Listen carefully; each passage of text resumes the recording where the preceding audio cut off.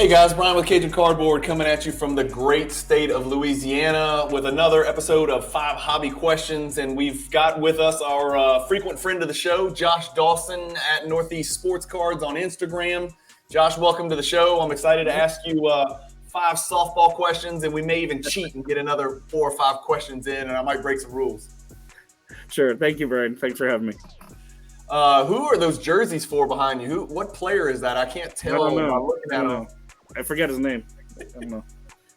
I got a couple of them. I got go all the way down. Yeah, is that CJ McCollum? I can't tell. Yeah, right. Anyway, guys, I want to introduce you to Josh. He's been on the show before, but he was on the Pop Report, I believe, with me and the other Josh at Midwest Vintage Cards, who has disappeared, by the way, completely off the radar. So I've got the real Josh in here, Varsity Josh. JV Josh has completely flown the coop. I don't know where he is. But I've got screen share up here, and what I always do whenever I have a guest on, I like to at least point people towards their pages. So Josh, if you don't mind, I'm sure you don't, I'm going to bring up your Instagram page, and let me scroll up here to the top. As I said, Josh Dawson, the real Josh, is Northeast_Sportscards on Instagram. As you can see, he's got 888 posts, and like 887 of those are Jordan and LeBron. I didn't get all the way to the bottom, but I did not get to a player other than Jordan or LeBron. Not yet. No. But I know for a fact, because I've seen his collection, he does have more than just Jordan and LeBron, but it's hard to get past those because it's so mesmerizing. So if you guys are looking to follow Josh, this is what it looks like. This is his Northeast Sports Cards page on Instagram. As I always say, if you're not on Instagram, please get on Instagram. It makes the hobby so much more fun. It's how I met Josh. It's how I met so many of my Jordan collector friends and Damian Lillard collector friends and 86 Fleer friends. The Instagram really it does take your collecting joy to the next level. Josh, you would agree with me? I mean, Instagram is a game changer, man. Yeah, and it's going to lead right into the first question, right? So It is. So you just gave away the big secret. I gave you a cheat sheet with all the questions. So, but before we get there, do this for us. We always do this on this 5 Hobby Questions episode. Speak like a caveman and just try to describe yourself, where you fit in the hobby in like 10 words or less, right? I know two of them are LeBron and Jordan. You could take the other 8 and you tell me what the other 8 are. So I would probably say collector first. Collector, LeBron, Jordan, entrepreneur, vintage baseball, 90s basketball. You left out Corvette. Corvette. Okay, there you go. If there's one more needed. That's right. I would always lead with Corvette, man. I'd lead with Corvette first. I've seen it. It's awesome. All right, so now we know Josh. Josh, just to kind of give people an idea of the relationship you and I have, I kind of, again, we communicate with some really, really high-end Jordan collectors all over the world. But you pretty much are exactly in the same lane as me, only you're way, way ahead to where I can barely see the red taillights on your Jordan vehicle. But I try to collect very similar to the way that you collect, and I try to chase the Jordans and relatively high grade in the 90s, just like you do, and you've kind of laid the foundation. So really, honestly, I'm getting a free education every time you come on the channel and every time that we kind of communicate in the group chat. So for those out there who don't know Josh, everything that I tell you, it's like taking everything I say on my channel and then giving it steroids. That's what Josh's collection looks like. That's what Josh's goals and aspirations are. And he's been doing this for a very long time. So he's been a wealth of knowledge. And I think you guys are going to enjoy this episode today. All right, let's get cranking. If you had to destroy, and I've asked this question before, and I'm really curious for your answer because this is going to be tricky. Because you're a Psa Set Registry mastermind. So this is going to be a tough question for you to answer. If you had to destroy one of these platforms forever, eBay or Instagram, which one would you destroy? Yeah, I did look at this for a while. At the end of the day, it's going to be eBay that I get rid of. And the reason is there's different ways to acquire cards, right? There's card shows. There's obviously now PWCC, Gold, and Heritage. There's so many auction houses, right? But you can't replace one thing with Instagram, and that is social aspect. The meeting of people, the collaboration, the hobby news. I would be really left in the dark if it was related to just the internet and magazines. So for me, a lot of my hobby news, what's going on in the industry, what happened with, this bump on this card, or what's happening in this arena, even if it's Mantle or Wagner or whatever it is. Yeah. It's you got to keep up to date with that stuff, and that's a big part of why I'm in a lot of different groups on Instagram. And as you alluded to earlier, I would have never met you had it been for Instagram, right? So I'm with you. Josh, I toiled in the Facebook world for about 2.5, 3 years before I just thought I was too old to do Instagram. I don't know why. I'm 48. I just equated Instagram with like TikTok and Twitter, and I was like, I'm too old. I'm not learning another thing. I'm not going to learn another login and password, for God's sakes, let alone how to interface with it. And then finally, somebody's like, man, you've got to get on Instagram. And when I got on, Josh, I'm not exaggerating, it took my collecting experience to a whole nother level. It took my collection to a whole nother level, because it was much easier to transact business, and it was much easier to learn and educate myself. I'm like you. I bet I get 95% of my information about the hobby from Instagram. I'm not on websites or anything like that. I'm getting it from Instagram, and a little bit of YouTube content. I watch some other guys that are out there, but Instagram really is, it gives you a very cursory knowledge of all aspects of the hobby, even stuff that I don't do. Do you feel the same way? You probably learned about Pokemon. And Brian, I just joined Instagram at the beginning of COVID. So, I've only been on there 2.5 years. Yeah. It was kind of the same way. I was like, well, I don't, I'm not like a showy person, but they're like, it's show and tell, but you have to be out there to meet other people that are like-minded. So, I was kind of hesitant to get on and post a lot of my cards and things like that. But one of our mutual friends suggested that I do it, and kind of kept pushing me in that direction. I'm really glad I did, because I met so many people doing it. And again, it's education too. I've learned a lot. I found on Instagram, Josh, it's more positive, right? I'm always preaching positivity, and I'm trying to practice positivity. There's less trolls on Instagram than on Facebook and some of these other platforms. And people just post pictures to post pictures. So you're not trying to sell it. You're not trying to buy it. Sometimes you can, right? There's nothing wrong with that. But I find on Facebook, there's a lot of negativity that comes back and hits you right in the face if you post the card and you put your price at the wrong level. It's like everybody's quick to tell you why your car is not worth that, or why yours is not, a good comp. And I don't get that vibe on Instagram. I get primarily 95% of the stuff I post, I get positive feedback from the whales that I post to the little baby cards that I post. It appeals to all different facets of the hobby. So I love Instagram. Yeah, I agree with you. And while it's a blessing and a curse, there's a million places to buy cards now. So that's a blessing. The curse is there's a million places to buy cards. And so it's hard to keep track of all the different places to buy them. I can name 5, 6, 7 platforms that you and some other big collectors use that I've never, ever used. Like, I've bought 2 items off of Golden in my entire life. I've never bought a card off of Alt. I've never bought a card from Heritage or Robert Edwards or Mile High. That being said, I've bought from eBay, Instagram, Facebook, My Slabs, PWCC Weekly, PWCC Fix, PWCC, Premiere, in-person card shows. Like, that's just to name a few. So there's really like 15, 20 different places to buy cards. So yeah. Do you think you use eBay? How much? Well, I think I know the answer to this. Do you use eBay less today than you did 2 years ago? I do. Way less for me. Yeah, especially you can't find the big items you're looking for, right? They're always going to go to auction, so they're going to be in one of those platforms you just mentioned versus getting thrown up on eBay. If I saw a Precious Metal Gems Michael Jordan card on eBay, I'd be so skeptical, right? 100%. Assume it's fake until someone proves otherwise. Right. So, the bigger items I'm looking for. However, then, some of the little filler cards I'm looking for, or, newer players that are just, inexpensive I want to prospect on, those are perfect for eBay. So I do still use eBay, but not as much as I used to when I was trying to amass, kind of a larger collection of Jordan stuff. Yeah, for sure. Okay, enough about eBay. You specialize in 90s stuff. But your biggest card is a card from the 2000s, if I'm not mistaken, at least for the time being, right? Your biggest card? Oh, yeah. Yeah. So tell me about what card we're both talking about. Tell me about your decision to move that card, and then tell me what bridge you're going to jump off of when it sells. The 2003 LeBron RPA. Yep. Exquisite RPA. I made the decision to move on as he approaches the record. It's not up for sale really yet.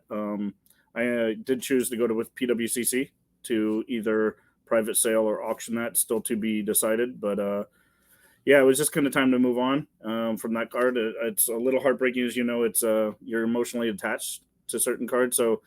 But financially, it was like a quarter of my entire collection financially. So I had to decide to, at some point, help the kids go to college. Yeah. Pay for whatever's needed for the family. So some of that money will be absolutely, taken off the table. However, there's a couple giant cards that I will tuck away money for just in case they pop up. Yeah, I love it. I had to make a similar decision with my biggest asset in my collection with that 86 Fleer set. And the PSA 10 set. And then I did the same thing again with the PMG Red set. And I'll be honest with you, Josh, turning that money over and taking a little profits in has made the hobby so much more fun because it's almost like a whole fresh approach to the hobby. And you've got like an injection of capital and then you can get back out there. And again, look, I've got a PSA 7 Auto 10 up here. So I don't mean to insult you because I think yours is an 810, correct? Yeah. Okay, so I just have a sample one up here from Card Ladder, but I wanted the people to see what card we're talking about. If you've been living in a cave or in Afghanistan, this is the card we're talking about, right? It's LeBron's exquisite RPA, probably the biggest LeBron card out there, his true RPA. So that's the card we're talking about that Josh is looking to move. When is that going to appear in PWCC? I'm sorry, when did you say? Probably September. Okay. If it goes to auction, I might try to private sale it first. Yeah. It really just depends. If I can get two of the larger Jordan Grail cards I want along with cash, then maybe it doesn't even go to auction. So yeah, some things to be decided still. But yeah, like I said, I'm not a good seller, right? Yeah. I don't sell hardly anything. So for me, it was a tough decision, but it's much easier to move one physical asset than it is to move 10 or 15 Jordan cards that I'm in love with also. I'm the same way. I am the exact same way. I would rather move one monster than try to move, 15 little babies that I love so much. It just feels easier to me. And I'm the same way. So I'm really excited for you. I know even if you pull back a little bit of that and tuck it away, you're still going to have some new capital injected in the hobby. And I can't wait to see the stuff you're going to pick up because there's not a lot of empty check boxes to check in your Jordan collection. So I can't wait to see what you go after. I guess I'll probably take a year off until you pick up all those auctions on PWCC that I've been winning lately. I guess I won't be winning any of those. Of course, you've already got all the ones that I'm winning, so maybe you go. Yeah, maybe we could team up and work together. That's right. So, I know your collection is. I don't want to say primary. I don't want to pigeonhole you, but it's a massive LeBron and Jordan collection. Right. How far does your collection extend? Does it extend into the Panini era in 2012 to present at all? Yeah, I mean, for Michael Jordan, it really doesn't. Obviously, for obvious reasons, but for LeBron, absolutely. I like some of the newer things. I actually pulled out just a few cards. Show us. We love it. Like because, it's not necessarily value or anything, but some cards I just like the looks of, right? Die cut refractors. Okay. I think those are cool, right? Just because they're they're still fun to me. I like them. Colorful cards. Love Auroras. Yeah, I just discovered those, Josh. I just discovered Court Kings Auroras. Those are gorgeous cards. Yeah, they're just pretty. They still make jerseys, right? Jersey cards. So I try to, pick up some jersey patches and then autographs, right? There's still nice autographs as Vince Carter, but, it's the idea is Panini still makes some decent products, right? Everybody that poo-poos on Panini, I still like some of their products for sure. Oh, I love some of them that are not, not numbered, super simple. Yeah, it's just, but some of these I like. I'm not a big fan of all the different animals, but unicorn print. You got a unicorn, right. LeBron's. Yeah, the 40 different animals. But you know what? There's something for everybody. And for me, the die cuts, the autographs, the patches, there's still things for me to collect for LeBron. So. Yeah. Isn't it funny? I'm getting off topic, but isn't it funny how die cuts were all the rage amongst 90s collectors, and they were new and they were crazy and they were, chased with great fervor. And now these young bucks are coming into the hobby. They don't like die cuts at all. They hate die cut cards. I know. Look, there's some really cool. Select's got some cool die cuts. I'll tell you what I like is I like those Revolution liftoffs. Have you seen those?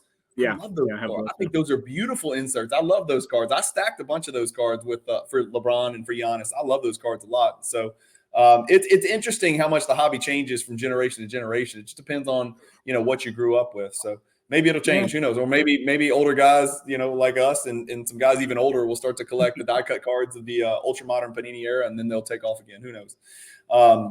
Anyway, so that's question number. That was question number 2. You've got some great looking Panini era stuff, and I know you collect some. You even bought some Darius Garland off of me, which shocked me because I sent a message to our Jordan group saying, "Hey, look, I'm about to list all this.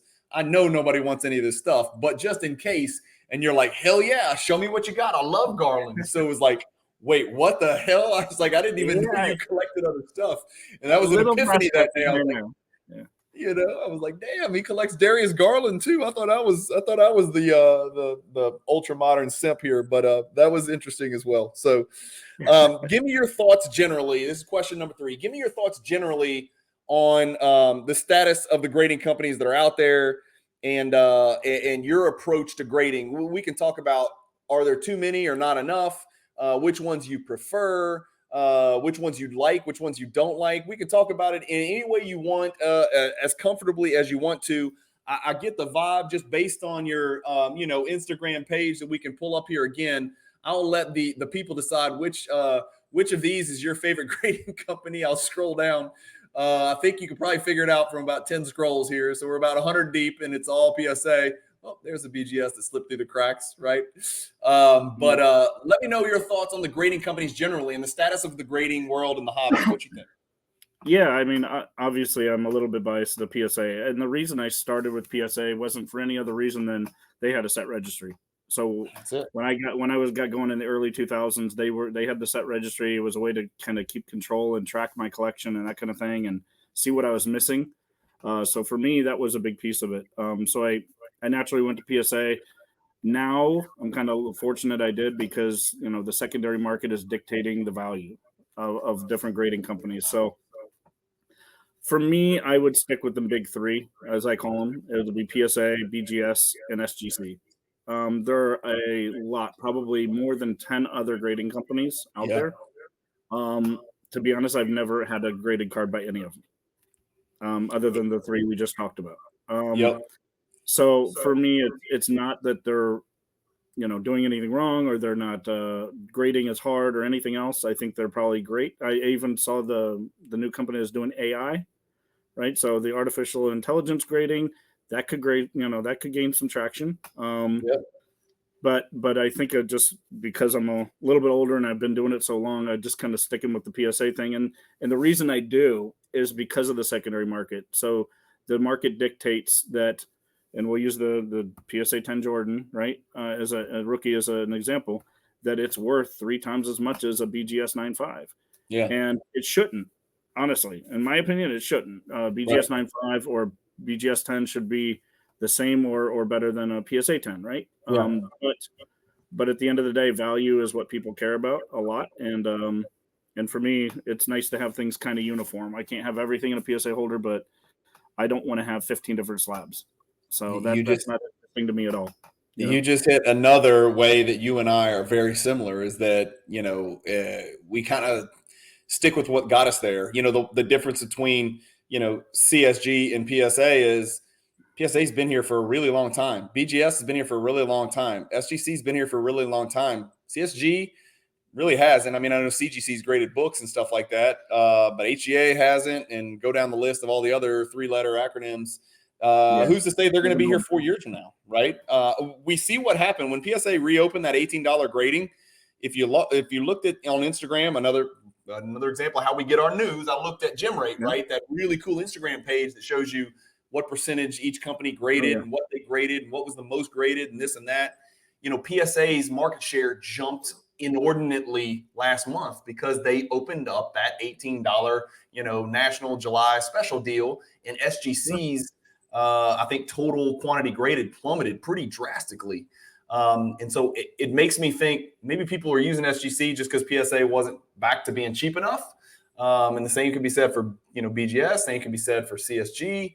So again, look, man, There's all sorts of risks that we take in the hobby. I just don't see the need to take a risk on a grading company that hasn't been around for 2 decades or 3 decades. That's just me. Yeah, again, I'm a little bit biased in it, but for me, I think when you go to auction, what do you see? Right, go down to PWCC Premier Auction. You're not going to see a lot of SGC subs, right? Or Yeah. I mean, you're not going to see a lot of CGC, or I don't even know all the acronyms of the other ones. Yep. Right, you're gonna see the three big ones, if that. Yeah. If it's mostly all PSA and BGS. Yep, that's a fact. That's a fact. And it is ironic that the record was just set by SGC and it's about to be broken by SGC. But again, you probably could have put those cards in. You could have put those cards in an HGA slab and they would have set the record. So who's got the record is like one card. It's like a drop of water in the ocean, right? I mean, what we're it's only because the PSA 10 hasn't sold yet. That's amen. Thank you very much. So, again, the cards that are breaking that record are people are buying the card, not the grade, I assure you. And it's probably not a person. It's probably a conglomerate or some kind of fund that's buying those cards. But so real quick, before we move to the next one, and this is going to be an education for me as well, a lot of the people that are watching this probably have no idea what the PSA Set Registry is. I will try to summarize and you tell me what I left off. Basically, it is a way for people to register their cards on the PSA website in something called a set registry. And they can chase various types of sets. For instance, what we've got pulled up on our screen is something called the Michael Jordan Master Set. Okay. And so I think this is 5,131 cards right here. I'll highlight it on the screen. Michael Jordan cards from his playing years. And then if you scroll down, it gives you a list of rankings. And obviously, Northeast Sportscards right here, the highest in 2014, 15, 16, 17, 18. And then out of nowhere, a mysterious collector from somewhere across the pond, right, being the Atlantic Ocean, showed up, and he's up there with you. But you two guys are head and shoulders, far and away, the best when it comes to this Jordan Master Set Registry. Tell us a little bit about the PSA Set Registry, why it's important to you, and how it's kind of taking your collecting to the next level. Yeah, I mean, it's a good way to track your items, see what you're missing. In some cases, I didn't even know I was missing a variation of one card, right? So that was important. There's different sets also. It's not just a Michael Jordan Master Set. There's going to be a Tops only set, a Fleer only set, a Upper Deck only set. So when you get, you can just chase subsets of those. You can have the basic set, which is just all the first issued Tops cards for Michael Jordan. So it's kind of fun to go down and just put in Michael Jordan and see all the different sets, because you don't have to be, going after everything to enjoy it.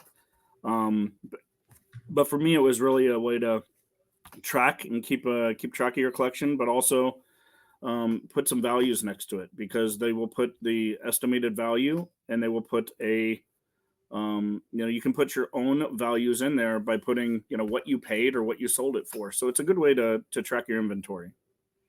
I'm fascinated. I'm getting distracted looking at this is like candy for me right here. So I'm looking at all of the different Michael Jordan checklists. So these are all the different set registries for Michael Jordan. I mean, PSA's top Michael Jordan 90s inserts from 92 to 95, right? So his early year inserts. The Stadium Club members only Jordan checklist, right? There's 6 people that are chasing the title for that. That's from 92 to 97. All the members only parallels. I mean, you can go down the list. This is fascinating. I have got to get into this. I'm just so busy buying and selling cards that I haven't had a chance to sit down and do the due diligence and kind of input my stuff. Tell us, just generally speaking, real simple in 2 minutes, how do you like when you buy a new Jordan card that you don't have, right? You're chasing the 51-31 cards and you pick up card number, 2,965. It's brand new on your list. How do you let PSA know you've got that card and make sure it shows up in your set registry checklist? Sure. So within sets, you can add inventory, as you can see at the top there. Mm-hmm. You add the cert number. And if you belong to, let's say, 5 of these sets you see on the screen, once you're in those 5 sets and you put a new card that might apply to the master set, but also apply to the Fleer set, or the second from the bottom there, it will populate in both sets at once, or 5 sets at once, or whatever it might be. So you can click on any one of those sets and see where you are, right? And it'll add that card for all of your sets. It doesn't mean you have duplicates. It just means that satisfied a piece of every one of those different sets. And so when you put that certain number in there, that obviously PSA graded the card. It only works for PSA slab cards, right? Yep. And then it'll recognize what the grade was because the certain number will correspond to the grade that you received. And then that will automatically adjust your average, weighted grade and whatnot. And that will automatically alter or increase your set rating. And so one certain number input can, alter your standing or upgrade your standing in multiple of the Michael Jordan sets or otherwise, even beyond Michael Jordan. That's Absolutely. pretty cool. Yep. It's going to take a couple weekends. You can see here the percentage completed, the average weighted GPA, which is just, what you think it is. It's an average weight of all your grades. And then the set rating, which is important because that's actually what it's ranked by, is set rating. Okay. And that set rating is a weighting that PSA gives to each item. So a basic card might get a weighting of 1, whereas a really rare insert might get a weighting of 8 or 9. It goes up to 10, and they use those weightings. So a PSA 10 of a basic card and a PSA 10 of a PMG are going to do massively different things to that set rating. Got it. That's awesome. That's fantastic. It sounds like PSA does all the work for you. You just got to take a little bit of time and sit down and plug in some certain numbers. What about pictures? Do you have to upload pictures, or does it do that for you? Or no, you do have to do that yourself. I think with new cards, now that they're grading new items, they are taking pictures of everything they grade, and that's why you get the QR code on the back of the PSA holder. Got it. But for older things, you'd have to go back and scan them one by one and put them in.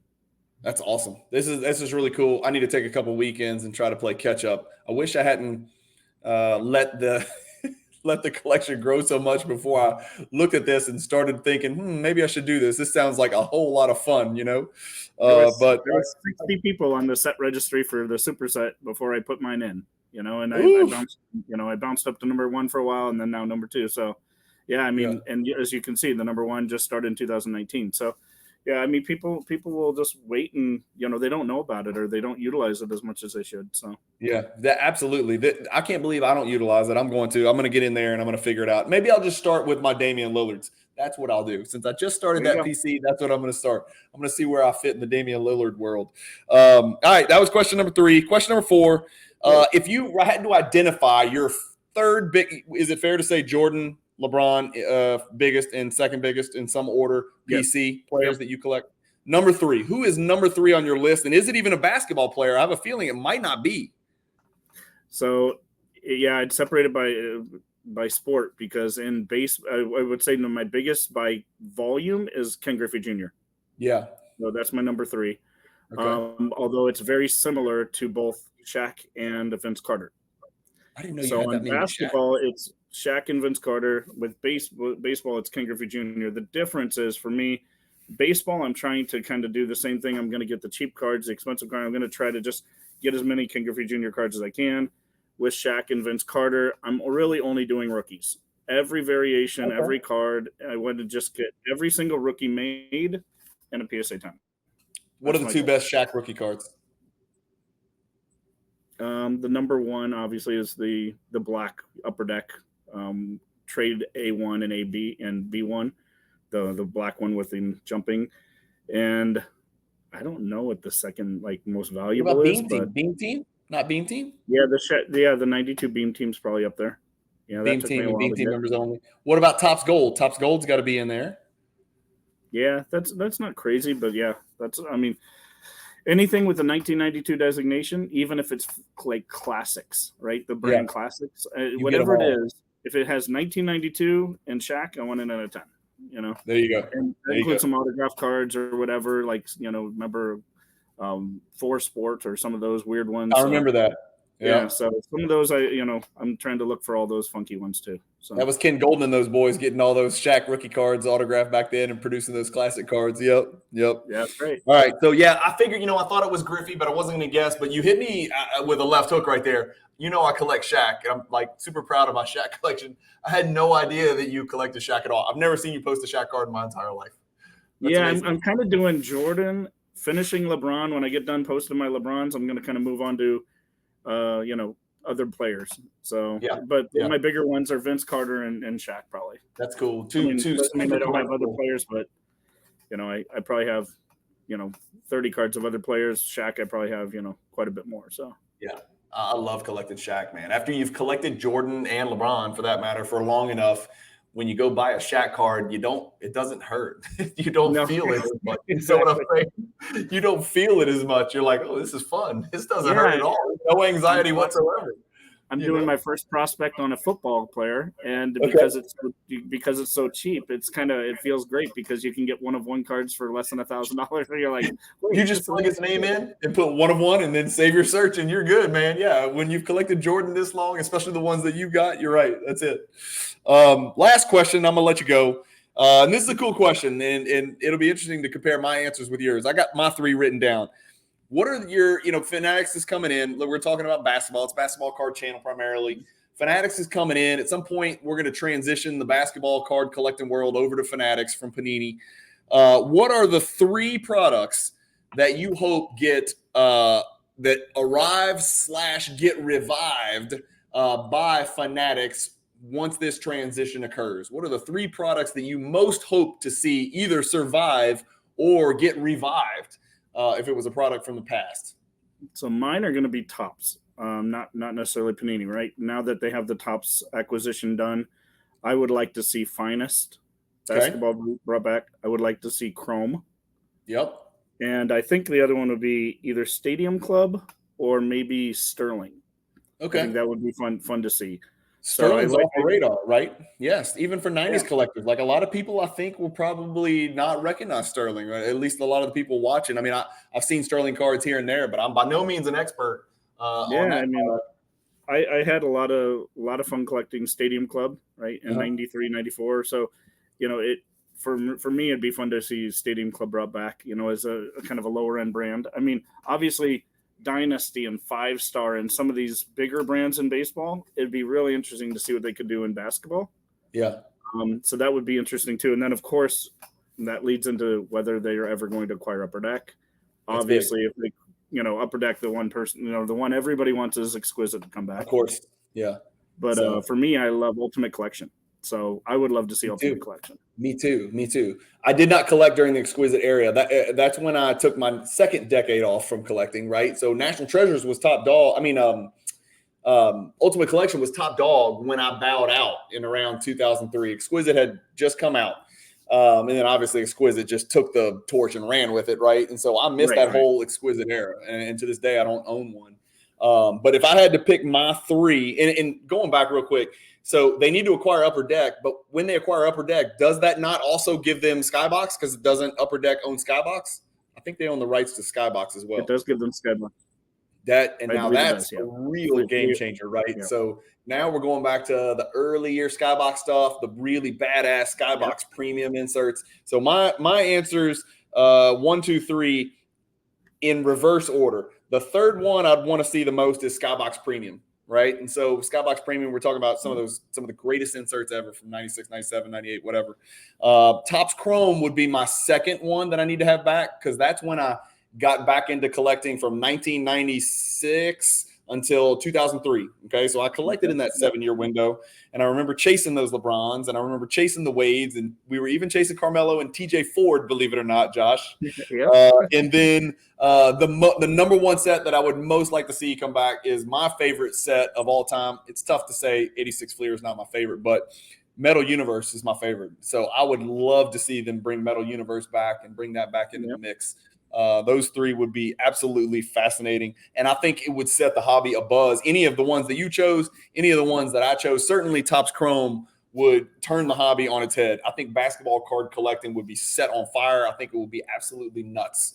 Think about hopefully they limit the parallels. That's all. That's the only thing we can hope for is like chill out with the parallels. Give me 10 if you really have to. I'd rather 5, but give me 10. Okay, you can have your 10.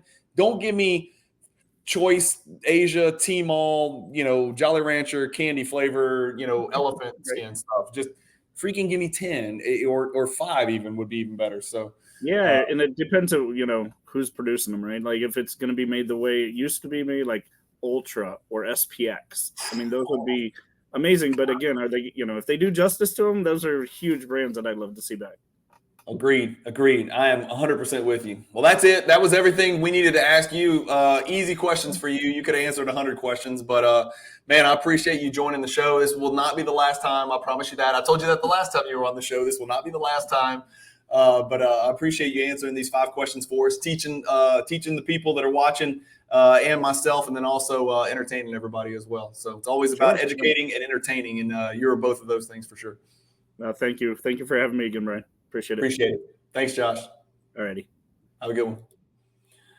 All right, guys. Thank you for watching. One of my very, very best friends in the hobby, and I'm not kidding when I tell you he's a mentor. I get messages all the time saying, "Man, your collection's incredible," and it just kind of rolls off my back like water on a duck's back, because I've seen Josh's collection. I've seen some of the other great Jordan and LeBron collectors out there, and I just can't explain to you guys how absolutely mesmerizing and fascinating some of those collections are. I really, really encourage you to get on Instagram if you're not, and if you are, go follow Northeast_Sportscards and just start scrolling and prepare to embrace the splendor. It is absolutely mind-boggling what he's got, and when you look at these cards, go look at the grades of those cards, which is, I'm a grade snob, so I know how I feel about those grades.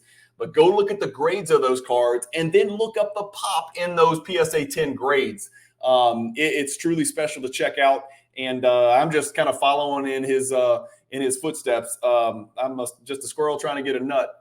I think was CNC Music Factory, one of their great lyrics from their song. Back in the early 90s. So anyway, as always, thank you guys for watching. I appreciate it. Hopefully you enjoyed our special guest, Josh Dawson, Northeast Sports Cards. Keep collecting, stay positive in the hobby, and peace.